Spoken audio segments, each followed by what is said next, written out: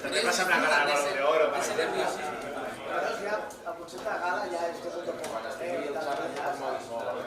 va com el primer de Barça.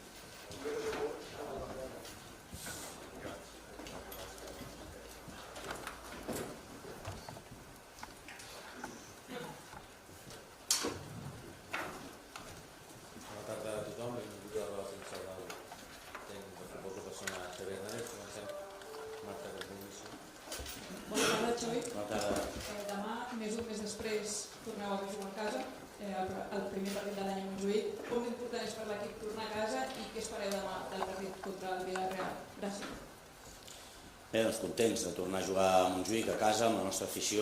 Ens diuen que hi haurà bona entrada, necessitem a l'afició, necessitem a la nostra gent, sentir-nos un altre cop molt bé a casa nostra i un Villarreal potser en hores baixes, però els equips de Marcelino sempre són d'alguna manera agressius, ben organitzats, molt ben treballats defensivament, tenen molt clar el que juguen. Em sembla un molt bon entrenador, Marcelino, i crec que té les coses clares, tot i no obtenir bons resultats últimament. És el Villarreal, té grans individualitats també que poden marcar diferències. Bé, partit doncs per reaccionar després del partit de Bilbao, que va ser una llàstima, però que vam competir bé, però penso que és el camí. Hem de competir d'aquesta manera, amb aquesta ànima, amb aquest coratge, i si juguem d'alguna manera com a molts partits com el dia de l'Atleti de Bilbao, doncs anirem amunt. Què tal, Xavi? Ramon Somorri de Catalunya Ràdio. Jo voldria saber quina és la situació amb Bau, que es va lesionar, i saber si un consell li donaries tu com a seu entrenador. Gràcies. Doncs ara hem estat reunits d'alguna manera amb ell, estava la seva família, els doctors. Bé, nosaltres li aconsellem el millor per ell, la decisió seva personal i el que senti ell. L'arroparem com hem fet amb tots els jugadors que tenen aquest tipus de situació, que han de decidir si supera, si no supera, què fa, quin tractament. Bé, estem amb ell, no hi ha cap problema. Aconsellar-lo de la millor manera possible, que decideixi el millor i recolzar-lo, sobretot recolzar-lo, estar amb ell. Penso que és un moment difícil per ell per decidir, però decidirà el que sigui el millor per ell, està clar. Hola, Xavi, Marta Ramon de RAC1. Incidint amb la lesió de Balde i aquest debat entre si ha de passar pel quiròfan o no, fins a quin punt aquesta situació et recorda la que es va viure ja amb Ansu Fati fa 2 anys precisament? Ell al final no va acabar passant pel quiròfan. T'hi recorda i quines similituds hi veus també per la naturalesa de la lesió, tenint en compte que tan de proximal està la recuperació? Sí, però segons els doctors és diferent, no té res a veure, no soc metge, no puc opinar massa, i bé, els metges li han recomanat una cosa, l'altra, el que és millor, és pitjor, però al final la decisió és seva, personal, el que senti ell. Són sensacions difícils, és la seva carrera, és molt jove, té 20 anys, però sobretot que decideixi el que decideixi, nosaltres el recolzarem, així li he fet saber, és un futbolista molt important, té una carrera per endavant i el que vull és que recuperi el millor possible, superi, no superi, i triarem el millor, i el que triï doncs a recolzar-lo. No, aviam, sí, similituds és perquè si supera o no supera, però no té res a veure una lesió de l'altra, segons diuen els metges. Hola, Xavi, felicitats, Santi Valle. Gràcies. En directe al que t'hi jugues de Catalunya. M'agradaria saber, hem vist un Robert Lewandowski molt lluny dels seus registres habituals la campanya passada i totes les anteriors.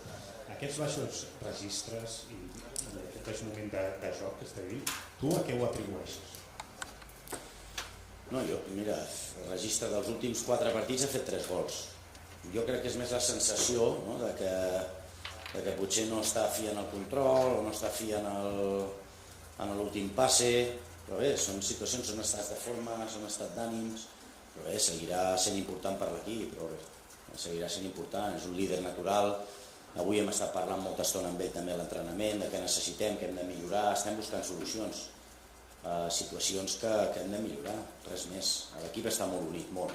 Veig un vestidor molt fort, jo no he vist un vestidor amb aquesta qualitat humana en la meva carrera. No és qüestió d'aquestes coses, és qüestió que hem d'estar més concentrats, que hem d'estar més minimitzar més aquests errors que ens està passant factura, sobretot els primers minuts, i estem entre tots buscant solucions perquè la temporada sigui bona, que a pesar de perdre 2 títols doncs estem a temps. Xavi, bon dia, aquí Francesc. Bon dia. De TV3, el canal Esport 3, a les últimes rodes de premsa s'ha vinculat al teu futur, a la teva continuïtat, que es guanyi títols o no. Et volia demanar si això és així de taxatiu o si, posats a jugar una mica a fer futbol ficció, l'equip millora el nivell de joc en el que queda segon a la Lliga, arriba a quarts de final de Champions, si això seria molt suficient com per continuar l'any que ve. O si és allò, títols sí, títols no. És que no ho sé, la veritat és que estem parlant de la meva continuïtat aquesta temporada des del mes de juliol, quan vam perdre amb l'Arsenal. Un amistós. Estic tranquil, estic molt tranquil, estem fent bona feina, la veritat.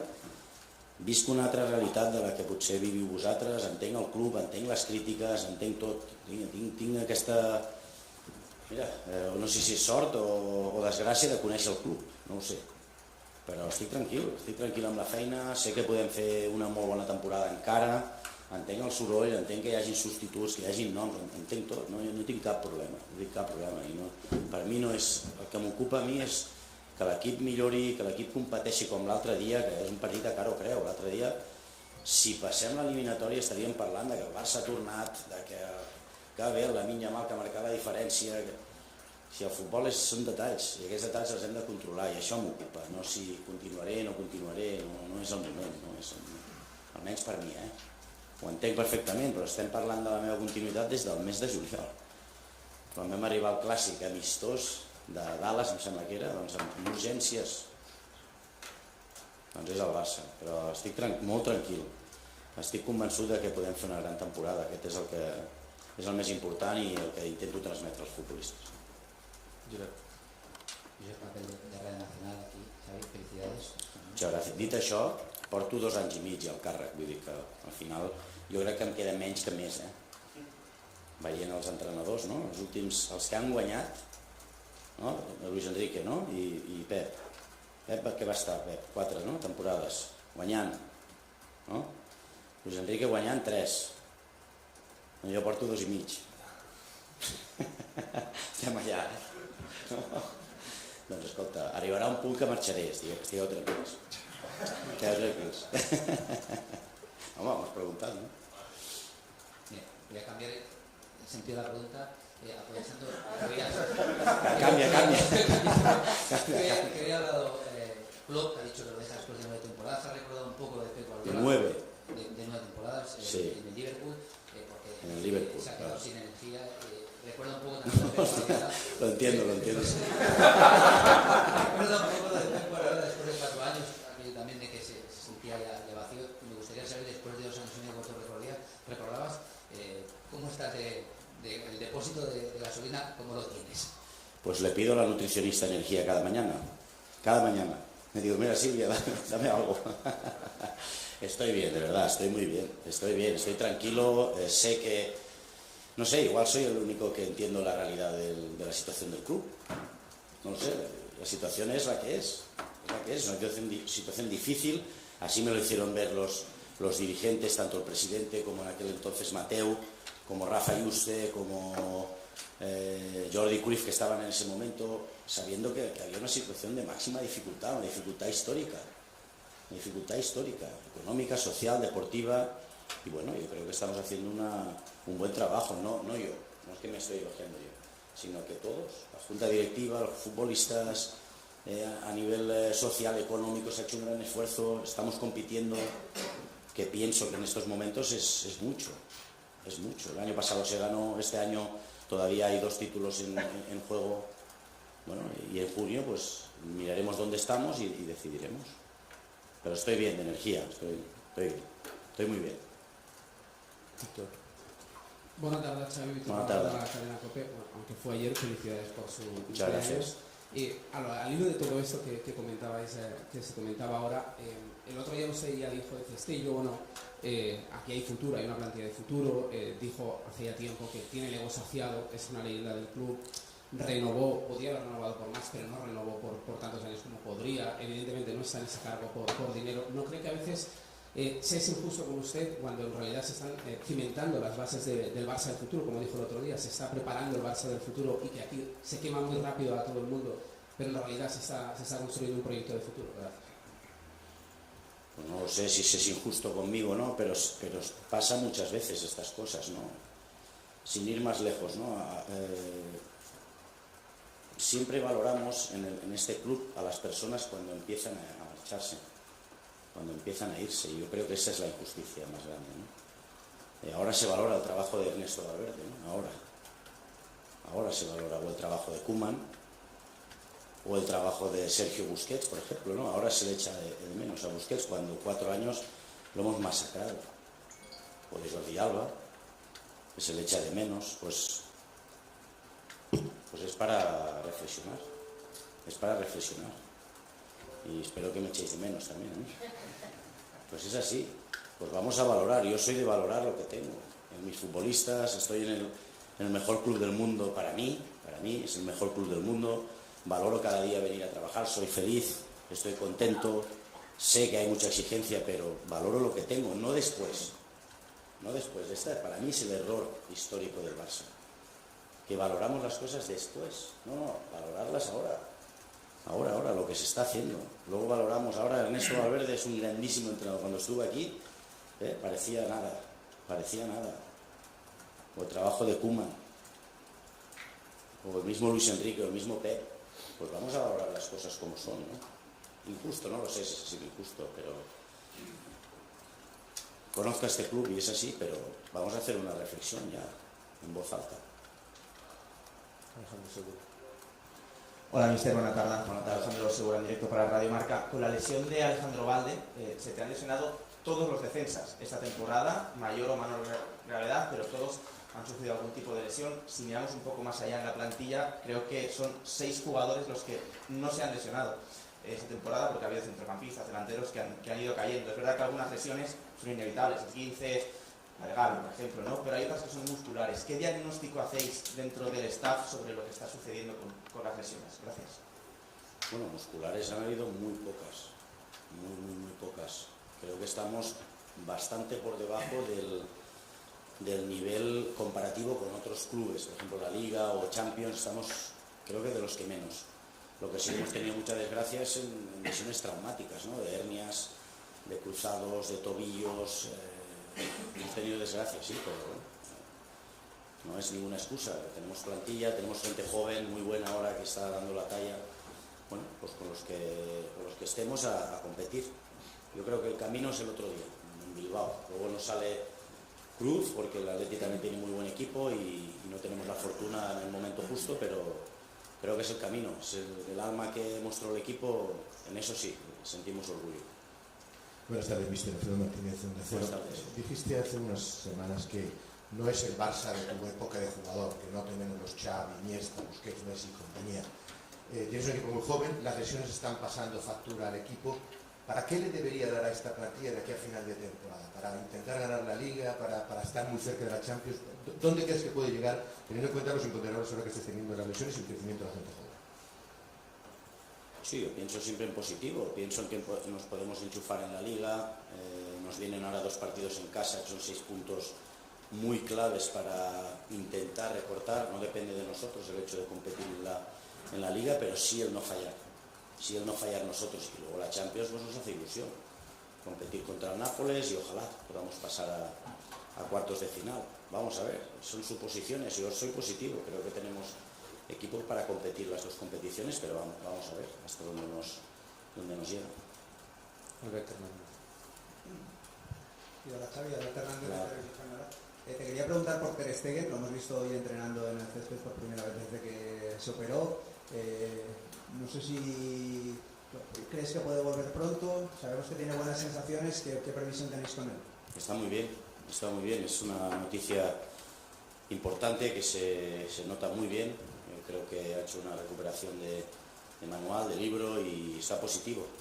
Está positivo, vamos a ver, no sé, el timing no te puedo decir, pero estará pronto con el equipo. Sí. Alex Quintana.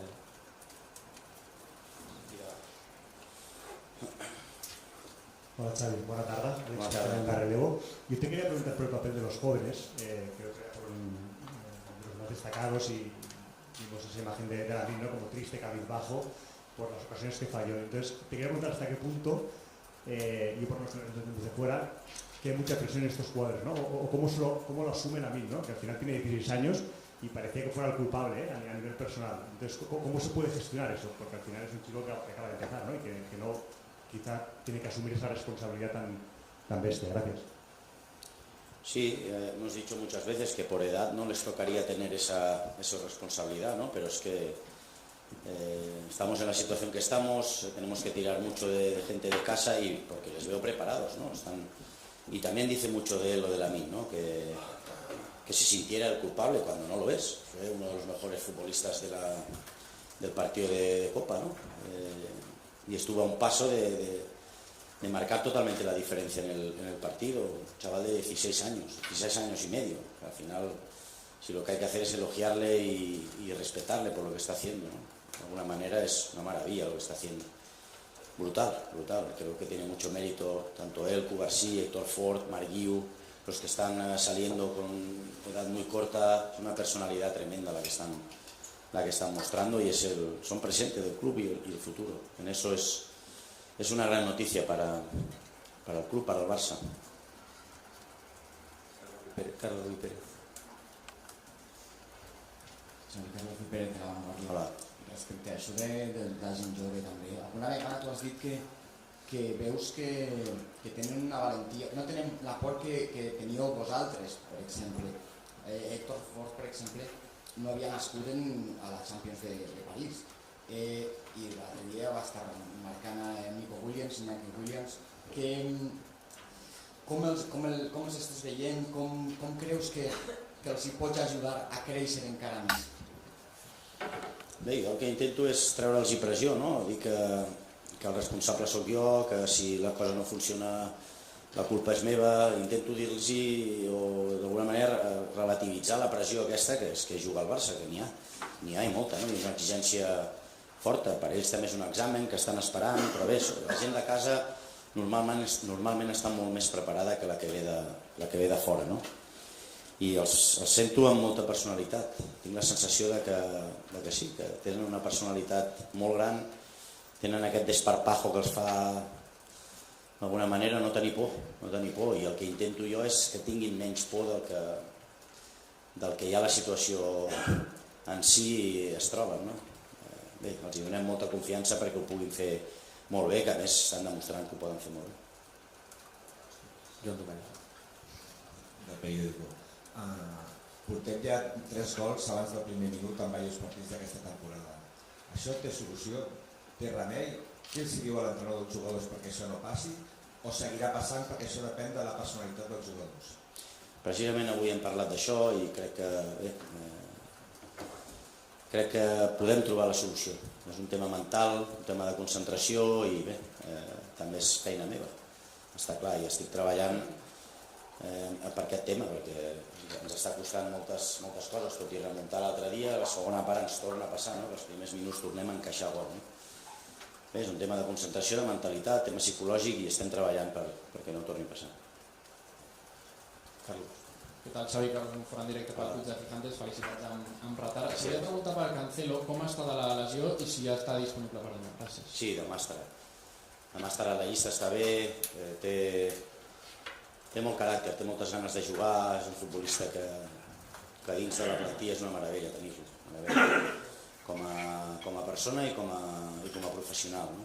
Està patint molt per no ajudar l'equip, i bé, estic encantadíssim de tenir-lo a la plantilla, sobretot, més que futbolísticament, que ja ho veieu, la qualitat humana que té Cancelo és extraordinària. Demà estaràs. Roger Torelló. Hola Xavi, buen día, Roger Torelló del Mundo Deportivo. el club va promocionar aquest partit del Villarreal amb Víctor Roque. No sé si el veus demà per estar o, com deies ara, que afecta que sigui de fora i afecta més aquesta pressió de ser al Barça. Merci. Bé, Víctor Roque és un fitxatge nostre, vull dir que no és un fitxatge no només de Deco, sinó que és un fitxatge meu també, vull dir que és un fitxatge important per mi i serà important. Vull dir que l'altre dia no participa per un tema, una decisió tècnica i tàctica, sobretot tàctica, dels últims minuts. Però bé, l'altre dia va sortir al Villamarín, va sortir molts minuts, serà important. Evidentment hem d'anar amb cautela, és molt jove, però un futbolista que m'agrada especialment y que nos ajudará mucho. Bien. ¿Qué tal, Xavi? Buena tarde. Bien, por estar en Instazo. Yo te quería preguntar por Pedri. El otro día apuraste al máximo para sustituirle, a pesar de que, al menos desde fuera, se notaba que físicamente pues todavía le está costando. ¿Cómo lo ves? También si has hablado con él, porque en las últimas temporadas no ha tenido continuidad y siempre ha recalcado que tiene que ser un futbolista vital para vosotros. Sí, lo estamos gestionando también, las sensaciones, y hablamos mucho, conversamos de cómo está, la gestión de los minutos creo que para él es fundamental, después de la experiencia que tenemos del historial suyo, pero está bien, está 100%, está contento, cada vez se va encontrando mejor y será cada vez más importante, seguro. Hola Xavi, buena tarde, Nacho Jiménez en directo para Más que Pelotas. Te quería preguntar por todos los jóvenes, por Héctor Ford, desde que subió al primer equipo, las dos oportunidades que ha tenido ha sido partiendo desde el costado izquierdo. No sé qué rol puede tener hasta final de temporada, teniendo en cuenta la situación de Alejandro Valde y también más hablando de su rendimiento individual. No sé cómo lo viste el otro día en San Mamés, ya que compitió en un escenario muy exigente. Gracias. Pues estuvo excepcional. Como Cubarsí, como Lamine, fueron futbolistas que estuvieron a un nivel extraordinario. Y Héctor es un jugador que puede jugar en izquierda, en derecha, puede jugar de central, es una garantía total defensivamente, luego ve bien el pase, no pierde balón, se sitúa bien tácticamente. Bueno, es un futbolista muy preparado, aún teniendo 17 años y personalidad grande, fuerte.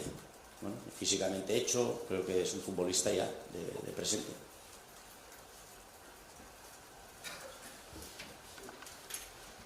Hola, buenas tardes, Xavi. Hola. Primero de todo, quería desearte suerte para el partido de mañana. Fran Carrasco, del 10 del Barça. Muchas gracias. Quería preguntarte si notas si al equipo le falta físico, potencia, músculo en estos partidos últimamente, quizá por el desgaste de Frenkie, de Gundogan, que están acumulando muchísimos minutos, en partidos como el Athletic Club de Bilbao, con equipos muy intensos. ¿Cómo lo ves tú?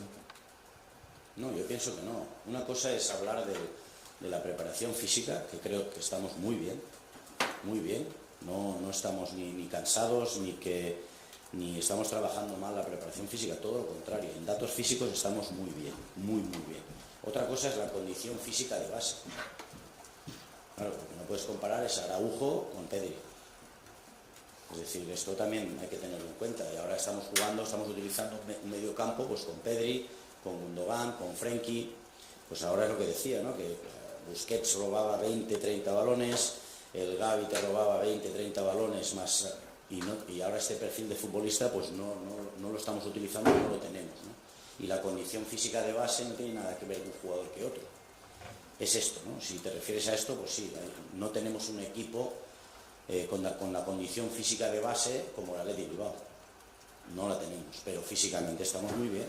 Si hemos ganado muchos partidos al final, hemos insistido, futbolistas que con unos datos tremendos, 15 kilómetros el otro día, 14, 13, en este sentido le igualamos al Athletic de Bilbao, no en la condición física de base, claro, esto no se puede competir.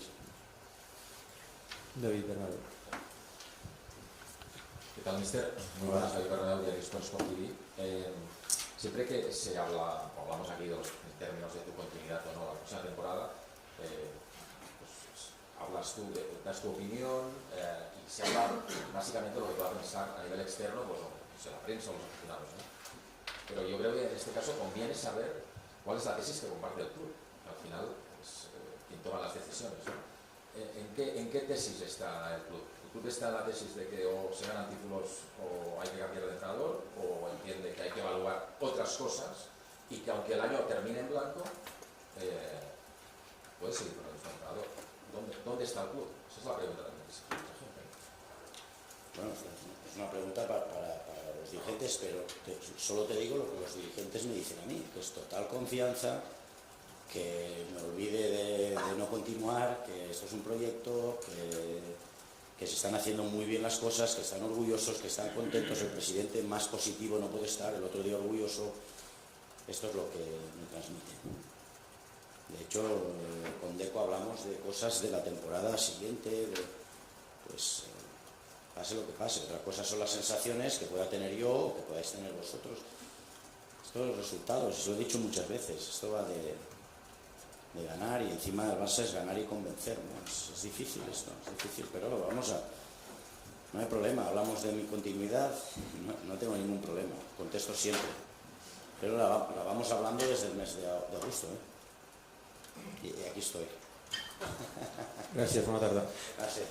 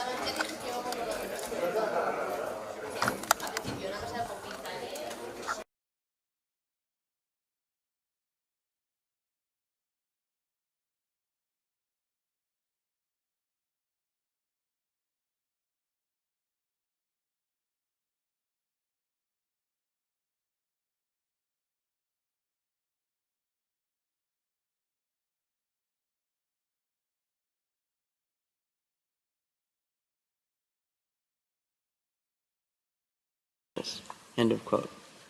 In addition, on 27 October 2023, the United Nations Committee on the Elimination of Racial Discrimination observed that it was highly concerned about the sharp increase in racist hate speech and dehumanization directed at Palestinians since 7 October. In the Court's view, the aforementioned facts and circumstances are sufficient to conclude that at least some of the rights claimed by South Africa and for which it is seeking protection are plausible. This is the case with respect to the right of Palestinians in Gaza to be protected from acts of genocide and related prohibited acts identified in Article 3, and the right of South Africa to seek Israel's compliance with the latter's obligations under the Convention. The Court then turns to the condition of the link between the plausible rights claimed by South Africa and the provisional measures requested. It considers that by their very nature, at least some of the provisional measures sought by South Africa are aimed at preserving the plausible rights it asserts on the basis of the Genocide Convention in the present case, namely, the right of the Palestinians in Gaza to be protected from acts of genocide and related prohibited acts mentioned in Article 3, and the right of South Africa to seek Israel's compliance with the latter's obligations under the Convention. Therefore, a link exists between the rights claimed by South Africa that the Court has found to be plausible and at least some of the provisional measures requested. The Court turns next to the question of risk of irreparable prejudice and urgency. It notes that, pursuant to Article 41 of its statute, it has the power to indicate provisional measures when irreparable prejudice could be caused to rights which are the subject of judicial proceedings, or when the alleged disregard of such rights might entail irreparable consequences. However, the power of the Court to indicate provisional measures will only be exercised if there is urgency in the sense that there is a real and imminent risk that irreparable prejudice will be caused to the rights claimed before the Court gives its final decisions. The condition of urgency is met when the acts susceptible of causing irreparable prejudice can occur at any moment before the Court makes the final decision in the case. The Court must therefore consider whether such a risk exists at this stage of the proceedings. The Court is not called upon for purposes of its decision on the request for the indication of provisional measures to establish the existence of breaches of obligations under the Genocide Convention, but to determine whether the circumstances require the indication of provisional measures for the protection of rights under that instrument. As already noted, the Court cannot at this stage make definitive findings of fact, and the right of each party to submit arguments with respect to the merits remains unaffected by the Court's decision on the request for the indication of provisional measures. The Court recalls that, as underlined in General Assembly Resolution 96-1 of 11 December 1946, I quote, "Genocide is a denial of the right of existence of entire human groups, as homicide is the denial of the right to live of individual human beings. Such denial of the right of existence shocks the conscience of mankind, results in great losses to humanity in the form of cultural and other contributions represented by these human groups, and is contrary to moral law and to the spirit and aims of the United Nations." End of quote. In view of the fundamental values sought to be protected by the Genocide Convention, the Court considers that the plausible rights in question in this proceeding, namely, the right of Palestinians in the Gaza Strip to be protected from acts of genocide and related prohibited acts identified in Article 3 of the Genocide Convention, and the right of South Africa to seek Israel's compliance with the latter's obligation under the Convention, are of such a nature that prejudice to them is capable of causing irreparable harm. During the ongoing conflict, senior United Nations officials have repeatedly called attention to the risk of further deterioration of conditions in the Gaza Strip. The Court takes note, for instance, of the letter dated 6 December 2023, whereby the Secretary General of the United Nations brought the following information to the attention of the Security Council. I quote, "The healthcare system in Gaza is collapsing. Nowhere is safe in Gaza. Amid constant bombarding by the Israel Defense Forces and without shelter or the essentials to survive, I expect public order to completely break down soon due to the desperate conditions rendering even limited humanitarian assistance impossible. An even worse situation could unfold, including epidemic diseases and increased pressure for mass displacement into neighboring countries. We are facing a severe risk of collapse of the humanitarian system. The situation is fast deteriorating into a catastrophe with potentially irreversible implications for Palestinians as a whole and for peace and security in the region. Such an outcome must be avoided at all costs." End of quote. On 5 January 2024, the Secretary General wrote again to the Security Council, providing an update on the situation in the Gaza Strip and observing that, I quote, "Sadly, devastating levels of death and destruction continue." End of quote. The Court also takes note of the 17 January 2024 statement issued by the UNRWA Commissioner General upon return from his 4th visit to the Gaza Strip since the beginning of the current conflict in Gaza. I quote, "Every time I visit Gaza, I witness how people have sunk further into despair, with the struggle for survival consuming every hour." End of quote. The Court considers that the civilian population in the Gaza Strip remains extremely vulnerable. It recalls that the military operation conducted by Israel after 7 October 2023 has resulted inter alia in tens of thousands of deaths and injuries and the destruction of homes, schools, medical facilities, and other vital infrastructure, as well as displacement on a massive scale. The Court notes that the operation is ongoing and that the Prime Minister of Israel announced on 18 January 2024 that the war, I quote, "will take many more long months." End of quote. At present, many Palestinians in the Gaza Strip have no access to the most basic foodstuffs, potable water, electricity, essential medicines, or heating. The World Health Organization has estimated that 15% of the women giving birth in Gaza Strip are likely to experience complications, and indicates that maternal and newborn death rates are expected to increase due to the lack of access to medical care. In these circumstances, the Court considers that the catastrophic humanitarian situation in the Gaza Strip is at serious risk of deteriorating further before the Court renders its final judgment.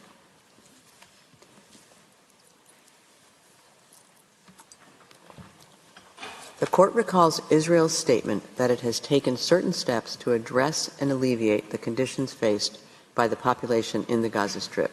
The Court further notes that the Attorney General of Israel recently stated that a call for intentional harm to civilians may amount to a criminal offense, including that of incitement, and that several such cases are being examined by Israeli law enforcement authorities.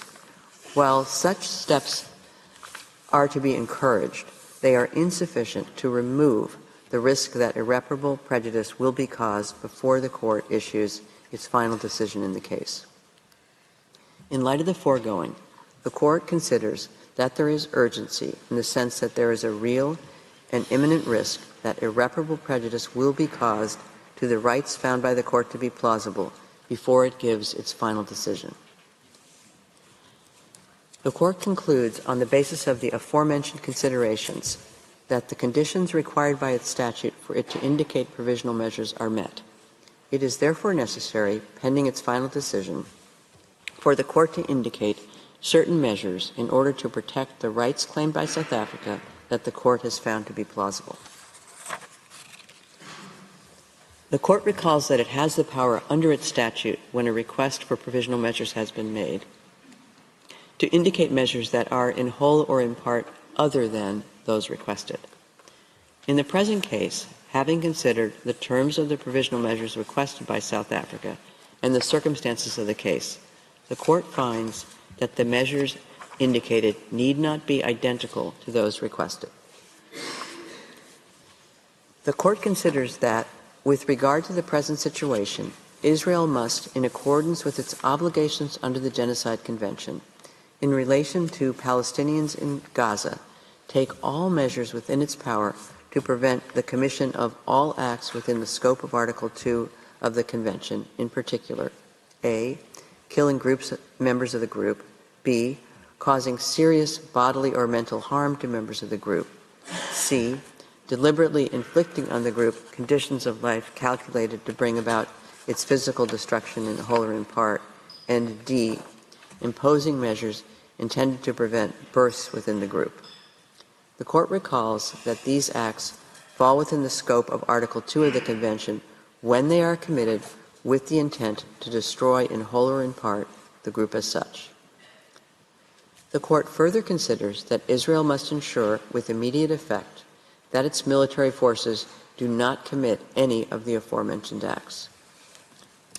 The Court is also of the view that Israel must take measures within its power to prevent and punish the direct and public incitement to commit genocide in relation to the members of the Palestinian group in the Gaza Strip.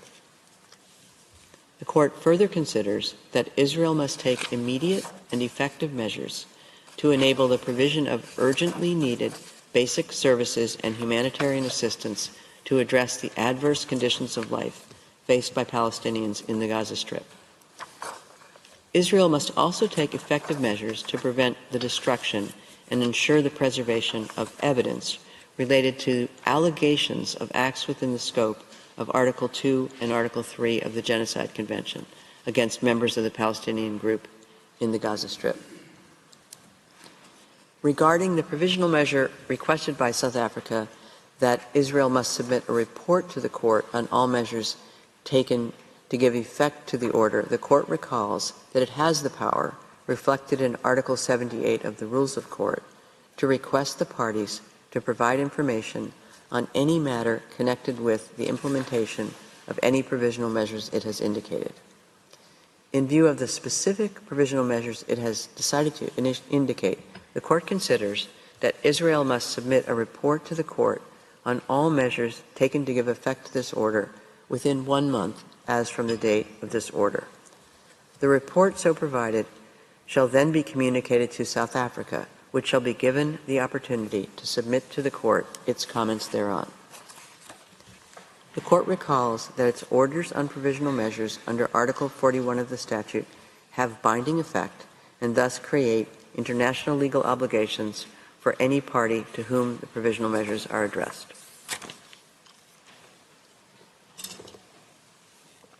The Court reaffirms that the decision given in the present proceedings in no way prejudges the question of the jurisdiction of the Court to deal with the merits of the case or any questions related to the admissibility of the application or to the merits themselves.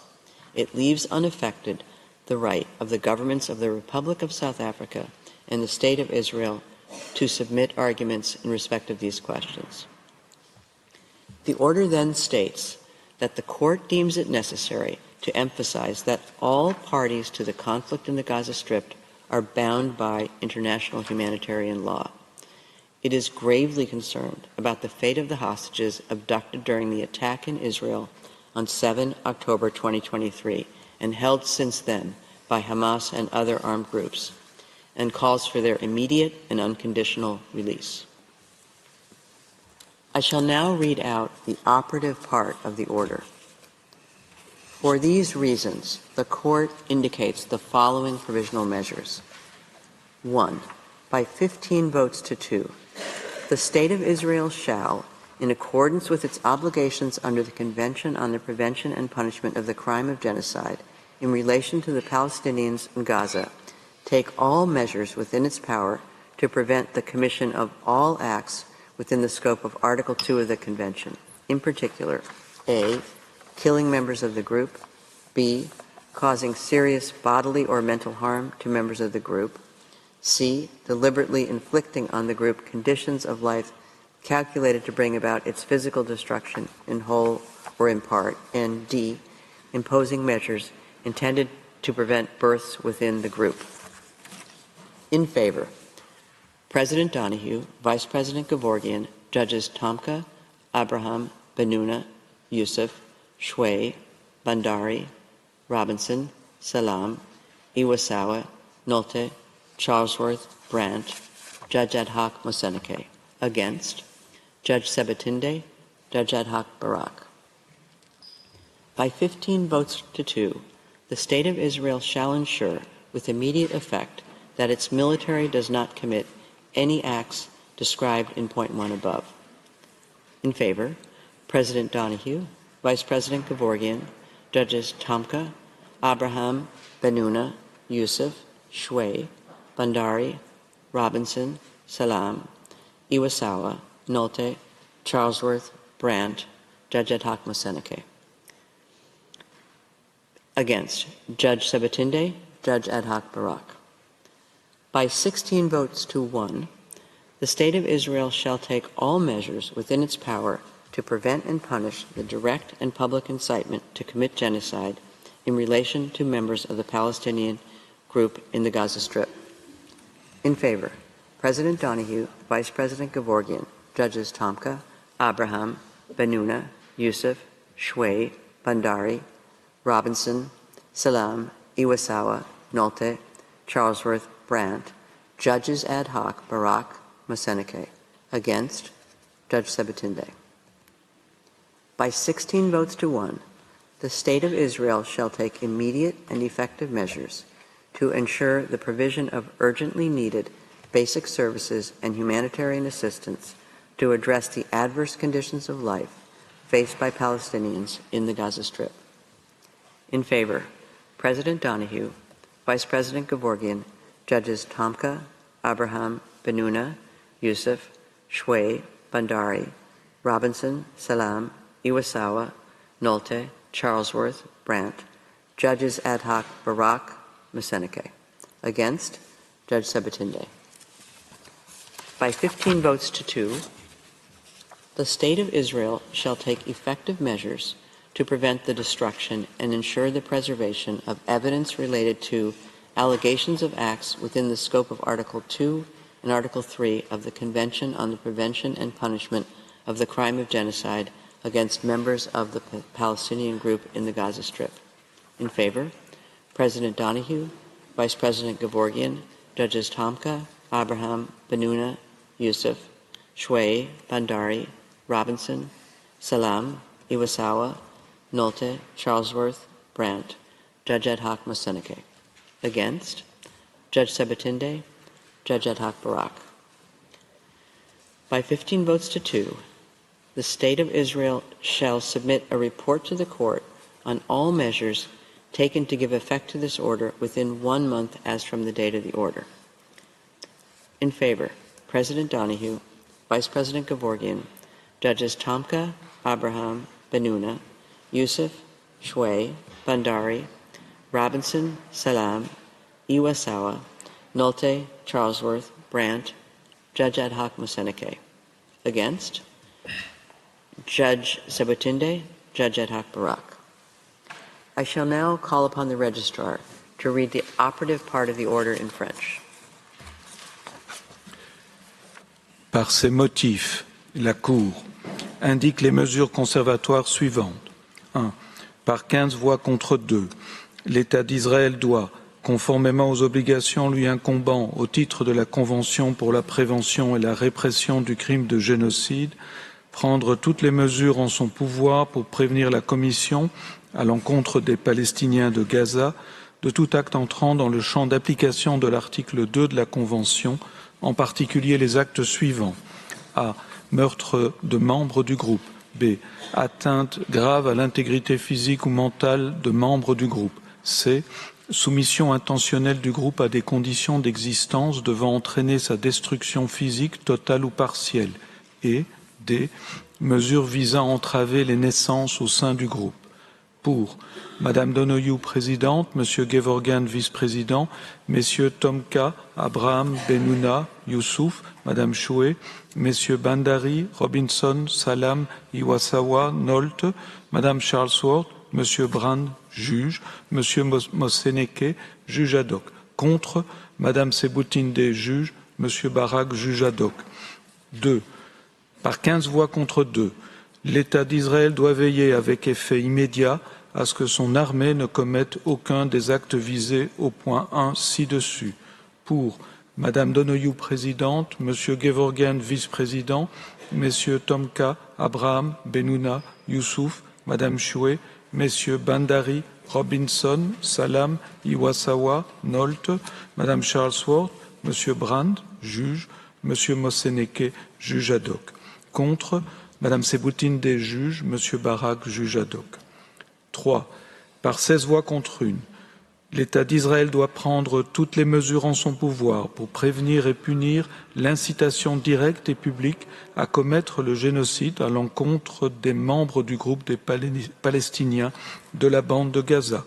Pour Madame Donoghue, présidente, Monsieur Gevorgian, vice-président, Messieurs Tomka, Abraham, Benuna, Youssouf, Madame Choué, Messieurs Bandari, Robinson, Salam, Iwasawa, Nolte, Madame Charlesworth, Monsieur Brand, juge, Messieurs Barak, Moseneke, juge ad hoc, contre Madame Seboutinde, juge. 4.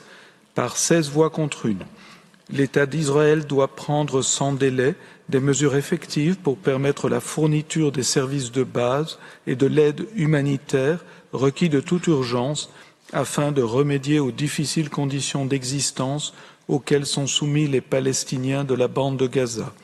Pour Madame Donoghue, présidente, Monsieur Gevorgian, vice-président, Messieurs Tomka, Abraham, Benuna, Youssouf, Madame Choué, Messieurs Bandari, Robinson, Salam, Iwasawa, Nolte, Madame Charlesworth, Monsieur Brand, juge, Messieurs Barak, Moseneke, juge ad hoc.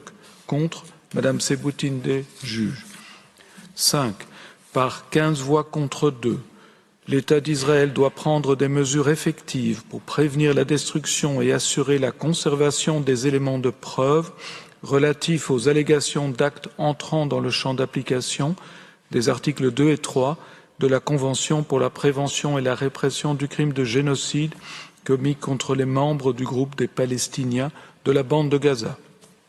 Pour Madame Donoghue, présidente, Monsieur Gevorgian, vice-président, Messieurs Tomka, Abraham, Benuna, Youssouf, Madame Choué, Messieurs Bandari, Robinson, Salam, Iwasawa, Nolte, Madame Charlesworth, Monsieur Brand, juge, Monsieur Moseneke, juge ad hoc, contre, Madame Seboutinde, juge, Monsieur Barak, juge ad hoc.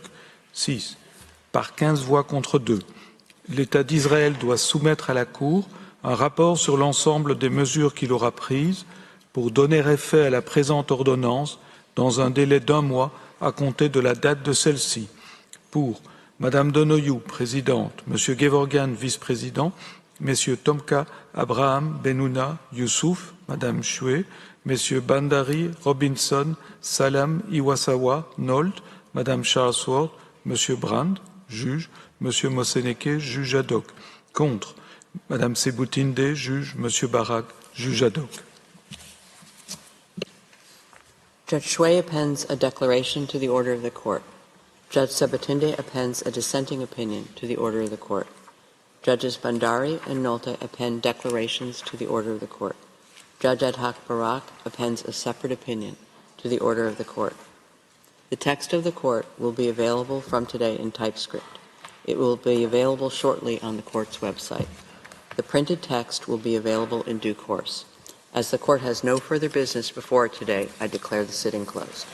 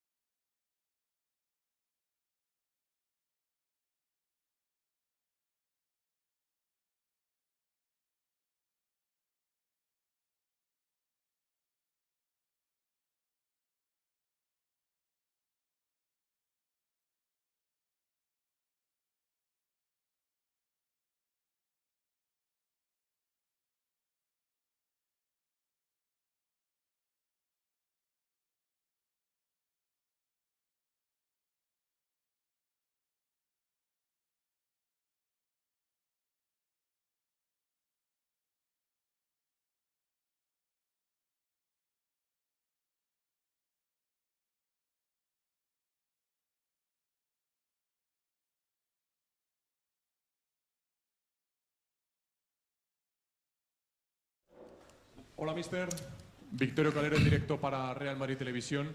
¿Cómo plantea el partido de mañana teniendo en cuenta que se enfrentan en Gran Canaria los dos equipos menos goleados de lo que llevamos de liga? Gracias. Bueno, lo planteamos en la manera de intentar de hacer lo mejor de nosotros. Es un partido que puede ser complicado porque Las Palmas juega muy bien al fútbol, tocan muy bien, defienden bien, entonces es un partido que va a ser, por cierto, exigente. La verdad es que tenemos la motivación de volver a jugar a nuestro mejor nivel, después 2 partidos un poco así, de ser más sólido atrás. Obviamente creo que esta semana nos ha venido bien, hemos más descansado que trabajado, pero el equipo está bien, todo disponible, aparte las largas lesiones, entonces con mucha gana. ¿Qué tal, Carlos? Buenos días, Melchor Ruiz, Cadena COPE. Quería preguntarte sobre las palabras de Joan Laporta. La Liga está adulterada y beneficia claramente al Real Madrid, además desde hace muchísimo tiempo. ¿Tú crees que la Liga está adulterada? Bueno, no me gusta mucho entrar en este tipo de polémica, de palabras. La verdad es que en esta semana se ha hablado mucho, han hablado mucho. Yo pienso lo mismo de lo que he dicho antes. Aquí no tenemos que desviar el tiro porque todo el mundo conoce lo que ha pasado en los últimos 20 años aquí en el fútbol español. Entonces ahí está el problema del fútbol español, no de la liga adulterada, porque la liga no está adulterada. Ha tenido un problema el fútbol español. Ahora la Fiscalía Anticorrupción, la Guardia Civil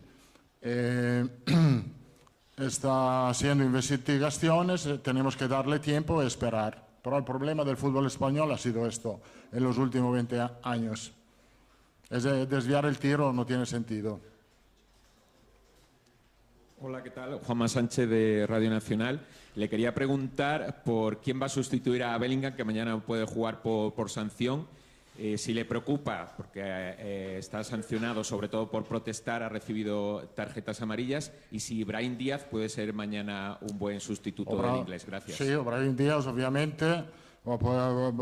Podemos tener en cuenta, evaluar también la presencia de Joselu, que puede ser una otra opción para reemplazar a él. Creo que, como hemos hecho muchas veces, hemos sido capaces de suplir a la ausencia de jugadores importantes. Creo que va a ser lo mismo mañana. Hola, ¿qué tal, mister? Aquí a su izquierda, Javier Arraez, de la cadena SER. Pues le voy a cambiar el tercio. Le voy a preguntar por Jürgen Klopp. Acaba de decir que se le acaban las pilas, que ya tiene un desgaste. Lleva, si no me equivoco, 23 años entrenando y usted, si no me equivoco, 29. Yo a usted le veo con las pilas muy cargadas. Bueno, creo que sí, es bastante sorprendente, pero lo entiendo, porque a veces puede pasar que después de mucho tiempo que tú trabajas con el mismo equipo, con los mismos jugadores, te baja un poco la motivación. Esto es, creo que lo que ha pasado a Klopp en el Liverpool, donde ha hecho un trabajo fantástico, donde está haciendo un trabajo fantástico. Para mí le da mucho mérito el hecho de ser objetivo en este sentido, autocrítico, dejar el club en otra mano. Esto, para mí, todo el respeto para él, porque es un gran entrenador y creo que va a seguir como entrenador aportando mucho al fútbol. Buenas tardes, mister. Aquí José Luis Sánchez para Jóvenes de la Sexta. Usted siempre ha sido muy respetuoso con Xavi, incluso con el caso Negreira, siendo prudente. El otro día le decepcionó Xavi cuando dijo textualmente: ya dije que iba a ser muy difícil ganar esta liga y que había cosas en esta liga que no cuadraban. ¿Le decepcionó? Bueno, yo no quiero explicar aquí lo que ha sido mi sentimiento, pensamiento personal sobre esto. No quiero explicarlo aquí. Hola, mister, por aquí Alberto Pereiro, para Onda Cero.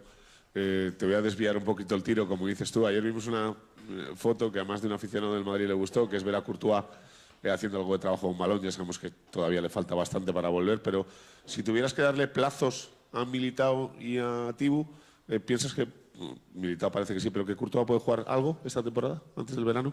Yo creo que los dos tienen la opción de jugar partidos en esta temporada. Su recuperación está andando muy bien, obviamente el staff médico no quiere forzar, pero están muy bien. Ya están entrenando en el campo a nivel individual. Ahora, el mes de febrero son 6 meses de baja. Este tipo de lesiones son entre 6, 8, 10 meses, entonces yo creo que los dos van a recuperar antes del final de la temporada. Buenos días, Polo de Marca. Yo quería preguntarle por la sensación que tiene de que salgan tantos audios, los en teoría que pueden salir y los que no, y si eso puede perjudicar al arbitraje, desprestigiar al arbitraje y puede ir en contra de la credibilidad de la competición, porque al final está generando mucha confusión, ¿no? Y mucha interpretación. Sí, la verdad es que hay información reservada, creo, palabras reservadas que el hecho que salgan no es tan bueno. Aparte de esto, creo que las palabras que los árbitros hacen durante el partido me parecen palabras, o me han parecido todas palabras correctas, donde hablan de jugadas, de fútbol y de sensaciones que ellos tienen. Hola Carlos, Sergio Santos de Relevo. En la Supercopa desgranaste un poco quién iba a jugar en la portería en los siguientes partidos, hasta este partido, que ahora es una incógnita, quién va a jugar mañana. Si nos puedes decir quién va a jugar y si va a seguir la política de que va a seguir jugando cada partido uno, o ya vamos a ver un número X de partidos al mismo portero. Gracias. Mañana va a jugar Lunin. ¿Qué tal, Carlos? Miguel Ángel Toribio, en directo para Radio Marca. Creo que el equipo en noviembre y en diciembre fue el equipo más redondo. No sé si coincide conmigo, el equipo más regular, que mejor fútbol hizo. Coincidió con la presencia en el doble pivote de Kroos y de Valverde. No sé si se plantea mañana y un poco en adelante recuperar ese dibujo, aun con la opción de dejar muchos días en el banquillo a Tchouaméni o Camavinga. Sí, estoy de acuerdo en este sentido, que en noviembre y diciembre hemos sido redondos en este aspecto. Creo que el equipo ha sido sólido, lo que no ha sido en los últimos partidos. La verdad es que en los últimos 4 partidos hemos marcado un montón de goles, pero hemos encajado. La verdad, hemos perdido un poco de solidez. Yo creo que no depende del hecho que no estaba Valverde en esta posición, porque Valverde en esta posición ha sido una emergencia del hecho que Tchouaméni y Camavinga estaban lesionados. Ahora Tchouaméni y Camavinga están bien. Creo que tenemos que volver a la solidez que teníamos antes, siendo un poco más concentrado, un poco más contundente atrás. Hola, buenas tardes, Carlos. Aquí Guillermo Ray para The Athletic. Ayer salió una información en Francia que decía que estabas interesado, que estabas a favor de una posible vuelta de Karim Benzema y que Florentino Pérez había desistido, había rechazado esa opción. El hermano de Benzema, Agresi, dijo que era una mentira y quería aprovechar para preguntarte. Era una mentira.